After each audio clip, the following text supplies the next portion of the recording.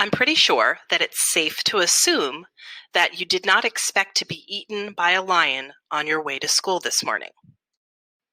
I'm also going to assume that the sun is going to rise tomorrow. While we're at it, let's assume that this pencil will not suddenly turn into a giant panda. By now, you probably realize that the word assumption refers to something you believe to be true, even though you don't have any direct evidence. And you've probably noticed, not all assumptions are bad. However, there are some bad assumptions. For example, I hope you wouldn't assume that random stuff you find in science lab is totally safe to drink. Or I would hope that I wouldn't assume that just because you're 8th graders, you totally know how Schoology works. And I don't recommend assuming that your cat loves when you pet him.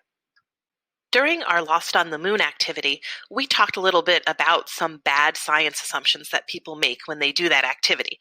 A lot of times people think that the moon is just like the Earth, and they forget all the differences. So we'll talk a lot about how to avoid assumptions in science.